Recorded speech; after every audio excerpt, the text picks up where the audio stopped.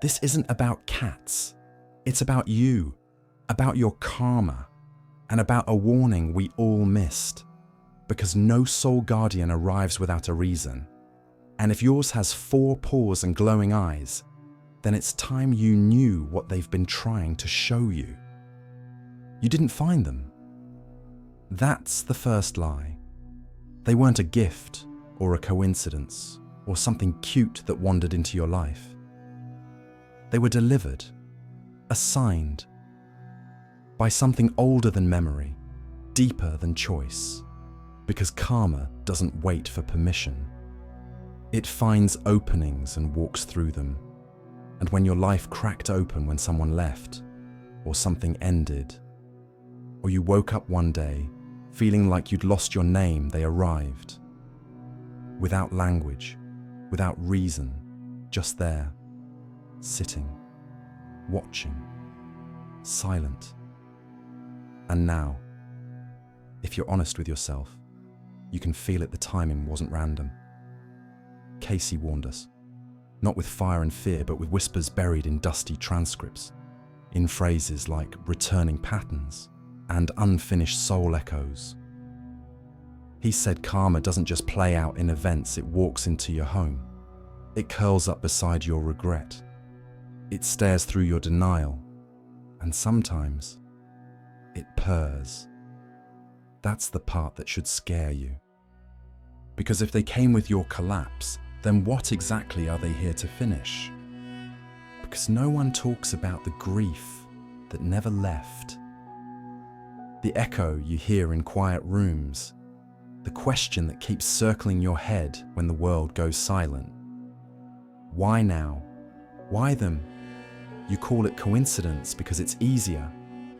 But what if it wasn't? What if the cat that showed up after the divorce was the same soul who left in another form? What if the animal that curls up on your chest each night carries the weight of a conversation you didn't finish in another life? Cayce believed the soul does not forget. It repeats, and it reaches across forms, across lifetimes, to resolve patterns you refused to face. That's what karma is. Not punishment, not revenge, just unfinished resonance. It's the song you didn't finish singing, the apology you never gave, the pain you passed on to someone else. And sometimes it returns through a gaze, through stillness, through a being that doesn't speak your language but knows your energy by heart. That's why your cat doesn't flinch when you break down. That's why they appear in moments when no one else shows up. Because they're not here to comfort your ego. They're here to anchor your soul. Cayce warned about this. He said that the energy of certain souls, especially those caught in cycles of guilt or loss, may be drawn toward animals as vessels of silent reconciliation. That's not metaphor, that's prophecy. And the cat in your life might be the one living it. Think back, did they arrive when everything felt stable? Or did they appear at the precise moment something within you shattered? And if so, if that timing lines up perfectly with karmic breakdown, then don't look at them as a pet. Look at them as proof. Proof that someone is still trying to reach you. That part of your soul story is still unfinished, and that the eyes staring into yours at 2 a.m. are not just curious. They are calling something back to the surface.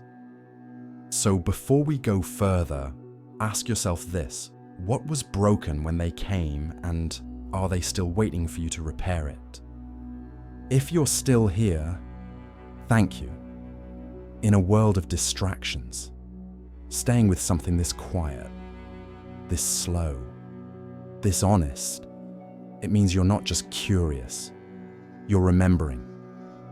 And maybe you've started to feel that this story isn't just interesting, it's personal. So let's go deeper. Because the first sign, the one most people miss, is timing. Not what the cat does, not how it acts, Just when it arrives. Think about it. Really think. Was your life peaceful? Were you thriving? Were you grounded when they entered your world? Or were you drifting, unraveling, trying to hold yourself together with whatever scraps of identity hadn't fallen apart for many people? The cat doesn't show up in light. It appears in loss, divorce, death, illness, financial collapse, grief that no one else saw. That's not a pattern, that's a message. Cayce spoke about energetic openings windows in our karmic field, where transformation becomes possible. But here's the catch, those windows usually open during collapse.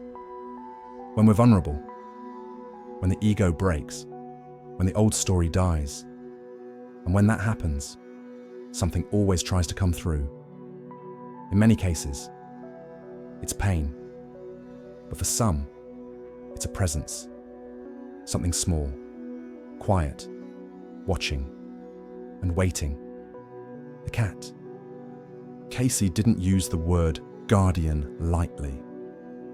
He described guardians as entities or beings that return to walk beside us when a karmic shift is beginning. Beings who know our soul pattern better than we do. They don't rescue, they reflect. And in many documented cases, the arrival of a cat coincides exactly with what Cayce called a karmic reckoning point, a moment when the past reactivates in the body through emotion, silence, trauma, or regression. And that's when the animal shows up.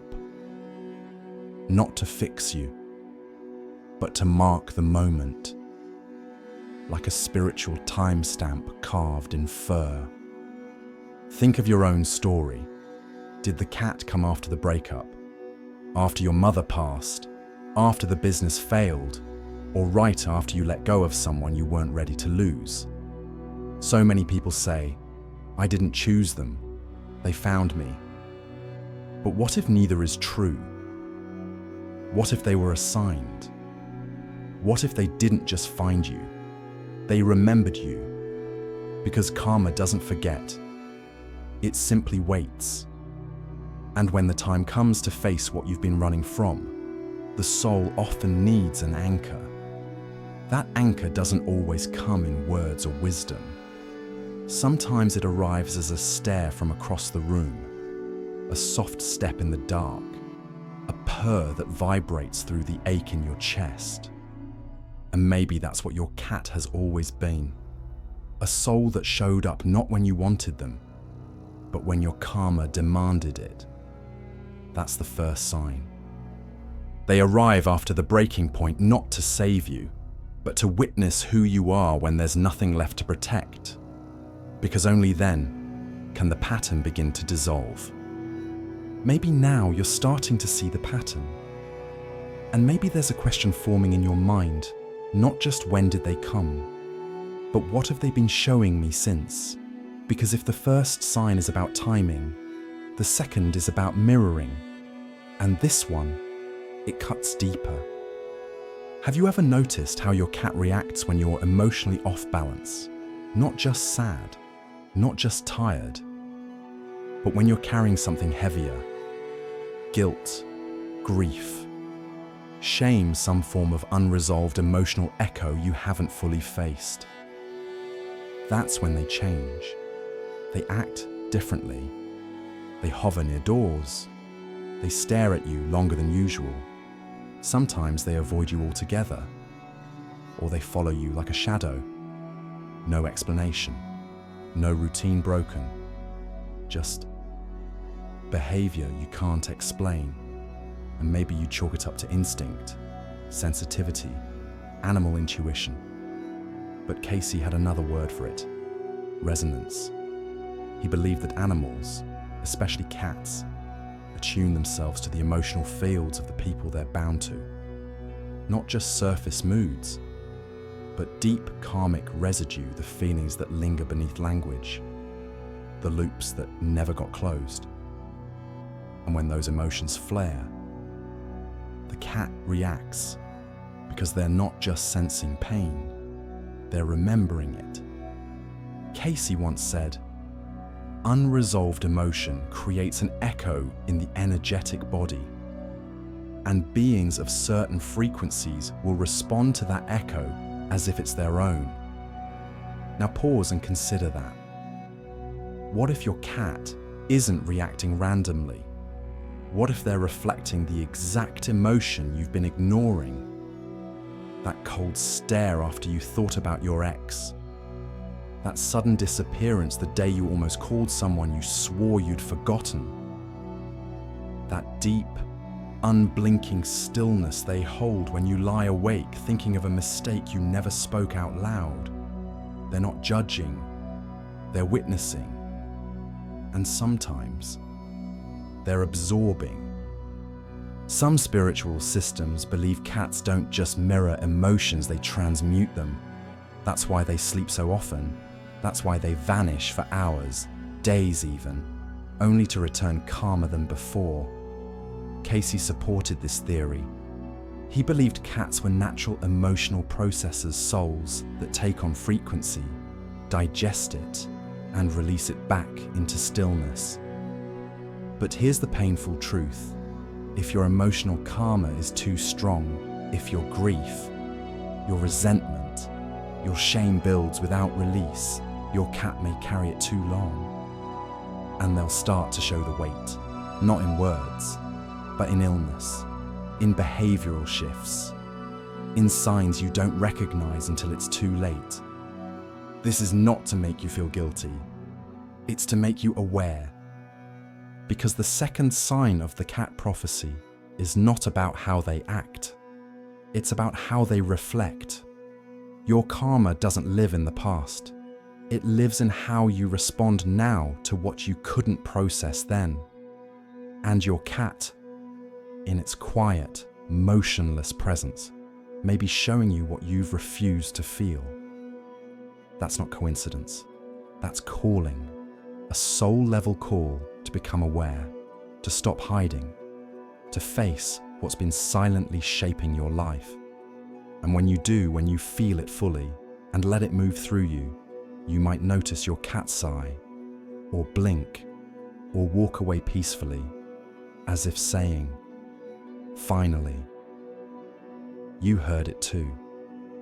They say the eyes never lie, but what no one tells you is that they also never forget. There are people quiet, ordinary people who look into their cat's eyes and feel a jolt of recognition they can't explain. Not just "this is my cat," but "I've met you before. It doesn't make sense." Not on paper. But something in the soul starts ringing like a bell that hasn't been touched in years. Edgar Cayce believed that memories of the soul don't live in the brain. They live in vibration, and vibration can't be faked. He wrote that during sleep, or under emotional duress. The veil between lives thins. We dream of places we've never been, people we've never met, and animals we never thought to remember. In many of his trance readings, Cayce described people who reconnected with old karmic companions through dreams. But sometimes, he said, they do not come to us in human form. Sometimes they come back smaller, quieter, closer. One case mentioned a woman whose cat had the exact same name, birthmark pattern, an eye defect as her childhood dog that died during trauma. Another spoke of a child who claimed the family cat was his old grandma because she watches me sleep like she used to. The mother thought it was fantasy until the cat started sleeping curled at the base of the bed, just like the grandmother once did. You can call that coincidence. Or you can ask, how many times does something strange need to happen before it stops being random? The third sign is reunion. But it's not always joyful, because past life connections come with weight. If your cat feels older than they are, if they act like they've always known you, if they arrive not with curiosity but with presence, it may be Because this isn't the first time. Sometimes the soul remembers before the mind does. You find yourself using an old nickname by accident. They respond. You dream of another life, another time, and they're there, watching you from the corner. These aren't delusions. These are impressions, soul echoes. Cayce believed that soul contracts can last across lifetimes, and those not yet fulfilled will always circle back, no matter what form they must take to find you. So when your cat touches your face just like your mother used to, or walks into a room and stares at your late father's chair as if waiting for him to return, maybe don't write it off. Maybe ask, what are you remembering that I've forgotten? Because the greatest reunions are often silent, no tears, no explanations, just a presence so familiar it breaks you open. That's the third sign. Your cat may not be new. They may be someone returning. And if they are, it means your story isn't starting. It's continuing. You're not alone. You're accompanied, watched over, reconnected, and maybe, just maybe, forgiven. If any part of this feels like something you've lived through, share your story in the comments below. You don't need to explain it. Just write, I've met them before. Someone else might be waiting for a sign, and your memory might be it. Maybe now you're starting to feel it too, not just the memories, not just the timing, but the weight of a connection that runs deeper than form. And the question that starts to whisper from somewhere you can't quite reach is no longer who is this cat, but why were they sent to me? That's where Cayce's theory becomes more than mystical. It becomes precise. In his trance readings, Edgar Cayce often described animals not as possessions, but as soul companions. He believed that every soul moves through lifetimes carrying emotional patterns, and when those patterns remain unresolved, the universe sends witnesses. Sometimes those witnesses come as teachers, sometimes as mirrors, and sometimes as animals. He called them frequency stabilizers, beings who incarnate around us during karmic turbulence, not to fix, but to hold, to witness, to balance. Because karma is not only about past action, it's about the unfinished emotional vibration that keeps echoing forward, calling for attention. And for many people, that call is answered not with thunder, but with a stare from across the room, from a being who never asked to be chosen because they had already chosen you. Cayce once said, even the animals that come to us carry unfinished love. And when you let that sink in, you begin to see your cat not as a random companion, but as a participant in your soul contract. But not all cats serve the same role. Cayce's notes suggest there are 3 distinct karmic functions that cats fulfill, depending on the state of your inner world. The first are the purifiers. These are the cats that enter your life during deep emotional toxicity, anger, depression, trauma. They don't ask for affection. They just stay close. They absorb what can't be released any other way. Cayce believed they operate like energetic filters. They sit beside you not to cuddle, but to cleanse. Often these cats sleep more, stay quiet, and seem to disappear after certain emotional seasons have passed. They come for the storm, and they leave when the sky clears. The second are the awakeners. These cats arrive not to comfort, but to disturb. Their behavior is erratic. They push you. They trigger you.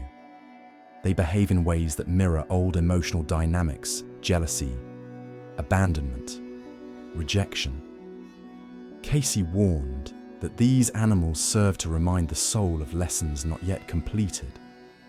If your cat activates strong emotional responses you can't explain, it's worth asking what is being reflected back to you. The third are the finishers. These are the most powerful. They appear once you've begun doing the inner work therapy, meditation, soul healing. They don't push, they walk beside you. They don't reflect your pain, they reflect your growth. They accompany you into stillness, intuition, and depth. Cayce believed that these cats may have shared past incarnations with you, and their presence signals a closing loop, a karmic arc reaching completion. With them, the bond feels ancient, sacred, beyond logic. So look again.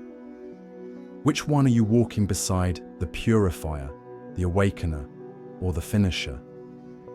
There's no hierarchy, only alignment. But knowing their role might help you understand your own. Because karma doesn't just affect you.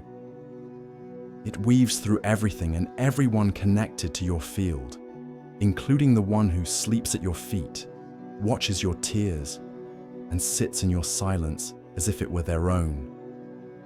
You're not just living your story. You're living theirs too. By now, if something inside you has shifted, you're not alone. These aren't just ideas anymore. They're memories, echoes, sensations you've carried but never had language for. So let me ask you something, not as a narrator, but as someone who's lived this too. When did they come? Not the date, not the age, but the moment. What were you facing? What had just ended, broken, or been taken from you? Because cats don't enter your life like humans do. They don't knock. They appear. And if yours arrived in the quiet after a storm, then maybe you already know the truth. Maybe they didn't just show up. Maybe they responded to your grief, to your karma, to your unspoken longing for something ancient to return. And when they stare at you across the room, are they really just looking at you? Or are they remembering you? There's a reason you've watched this far. It's not curiosity, it's recognition. Somewhere in you, this story isn't new. It's familiar. And maybe that's the scariest part. Realizing that the bond you formed with that silent being isn't based on affection. It's based on unfinished memory, emotional contracts, soul patterns still unfolding. So be honest with yourself. Is there a pattern they've shown you? A behavior that feels like a reflection of something you've avoided? Do they disappear when you lie? Stare when you're lost in guilt? Sleep next to you after you finally let the truth surface? This isn't about believing in prophecy. It's about noticing the patterns you've lived through. And if those patterns repeat through emotion, through loss, through silent observers that seem to know more than they should, then maybe it's time to stop asking if it's real and start asking why it's been happening all along. Because karma doesn't scream, it whispers. And sometimes it whispers through a stare you felt 1,000 times but never dared to name. So if this feels karmic, if it feels personal, write that. Not to prove anything, but to remember, to bring the invisible into the visible. Comment below. This feels karmic. And if you're ready, share the moment they came into your life. What was broken? What changed? Someone else might need your story to recognize their own. So maybe now, you're starting to see it. The timing, the reflection, the memory. the presence in your life that wasn't random. That didn't arrive for comfort, but for closure. And maybe, just maybe, your cat has been more than a companion all along. They've been a message, a bridge, a witness to the weight you didn't know you were carrying. But this isn't the end of the story. In fact, it may be just the part where things start to make sense. Because Cayce believed that the most powerful signs don't come during the day. They come at night, when the mind sleeps and the soul rises, when the body is still and the memory of other lives slips back through.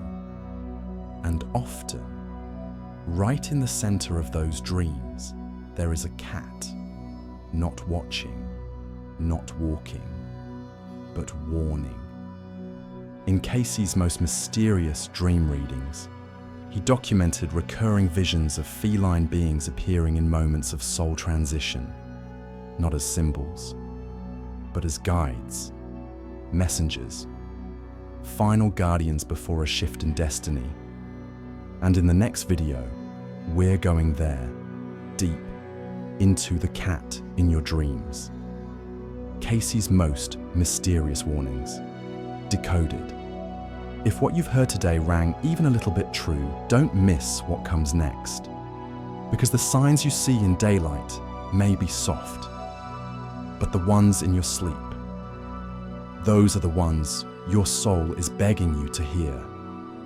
If this felt personal, drop a comment, share a moment, a dream, a stare, a memory. You never know who else is waiting to recognize themselves in your story. And if you haven't already, subscribe, not for content, for clarity. Because this may not be just your cat's story. It may be your soul's unfinished chapter.